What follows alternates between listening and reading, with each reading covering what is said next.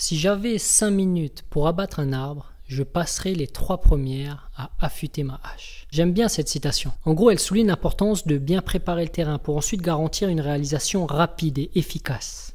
Et je suis tombé dessus en lisant le livre How Big Things Get Done. Ce livre explore les facteurs qui déterminent la réussite ou l'échec d'un projet. Et ce que j'ai appris, c'est que, quelle que soit son envergure, qu'il soit petit ou colossal, ce qui fait la différence, c'est la préparation. Sans une bonne préparation, un projet ne peut pas réussir. 80% des projets échouent. En effet, de nombreuses études révèlent que plus de 80% des projets échouent à atteindre leur objectif en termes de budget, de délai ou de qualité. Et cela concerne surtout les projets de grande envergure, comme par exemple l'Opéra de Sydney, qui a duré 14 ans au lieu de 4 et a coûté 102 millions de dollars australiens au lieu de 7 millions. Heureusement, l'Opéra de Sydney est devenu un grand succès et l'investissement a fini par être rentabilisé. Cependant, ce n'est pas toujours le cas. Par exemple, le projet du Concorde, l'avion supersonique, a entraîné des pertes de plusieurs milliards d'euros. Mais pourquoi autant de projets échouent ? 80%, c'est quand même énorme. Eh bien, la précipitation est mère de l'erreur.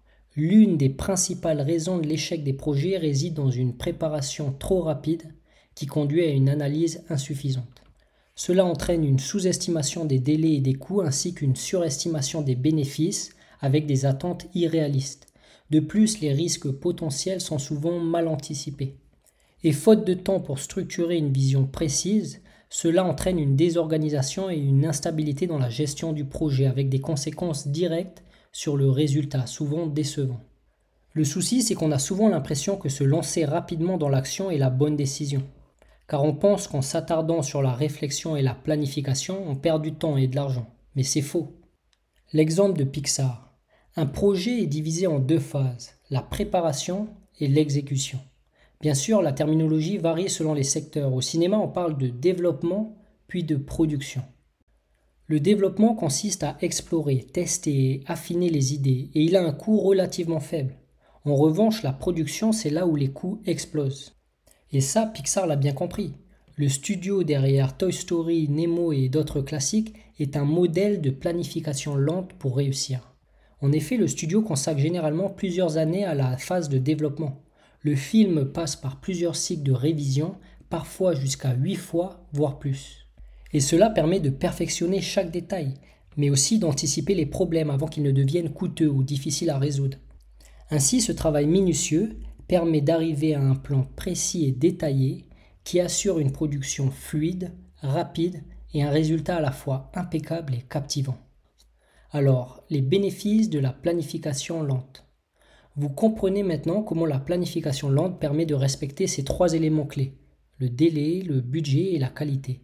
Alors concernant les délais, un plan précis et détaillé permet une exécution plus fluide et décisive. Plus besoin de prendre trop de temps pour réfléchir, il suffit de suivre le plan déjà élaboré. Deuxièmement, au niveau du budget, une planification lente permet d'identifier les défis potentiels et d'estimer les ressources nécessaires. En résolvant ces détails durant la phase préparatoire, la moins coûteuse, on minimise les écarts de budget. Et troisièmement, la qualité. Un plan détaillé offre une marche à suivre précise, ce qui garantit un résultat plus conforme aux attentes. Bien sûr, quelques ajustements sont possibles en cours de route. Il est donc important de rester flexible. En résumé, un projet ne tourne pas mal, il débute mal. La planification lente est la clé pour garantir la réussite d'un projet. Alors, comment appliquer la planification lente ? Eh bien, selon moi, la planification lente est plus qu'un simple outil. C'est une philosophie qui permet de vivre et d'accomplir en sérénité. Et pour cela, on peut l'appliquer de 2 façons. Premièrement, dans nos projets, et deuxièmement, dans notre vie de tous les jours. Alors, dans nos projets, comme on l'a vu plus tôt, au début d'un projet, on croit que trop réfléchir et planifier, c'est une perte de temps et d'argent. Mais c'est faux, c'est justement la phase la plus rentable, celle où on progresse le plus. Donc en planifiant avec soin, on maximise nos chances de succès. Enfin, même si cela favorise une exécution plus rapide et décisive, ce n'est pas non plus une solution miracle. Nous avons aussi besoin d'organisation. En effet, lorsqu'on a plusieurs projets en cours avec une multitude de tâches à faire, on a souvent l'impression d'être dans le flou et dispersé. C'est pourquoi il est crucial d'être organisé afin de pouvoir progresser avec clarté et sérénité. Justement, dans le prochain article, dans ma prochaine vidéo, je partagerai comment s'organiser pour bien suivre nos projets et garantir un progrès continu et efficace. Donc je mettrai le lien de la prochaine vidéo dans la description. Ensuite, deuxièmement, on peut mettre ça en application dans notre vie de tous les jours. En fait, la vie, c'est un peu comme un grand projet. On a tous un idéal de vie et des objectifs qu'on aimerait atteindre. Le souci, c'est que sans planifier nos journées à l'avance, on se retrouve vite débordé avec l'impression de stagner.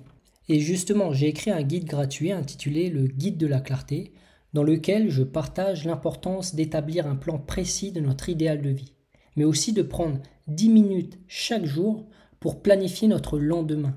Ces deux actions sont essentielles car elles nous aident à poser chaque jour les bonnes actions afin de progresser de manière significative sur ce qui compte le plus, pour construire la vie qui nous correspond.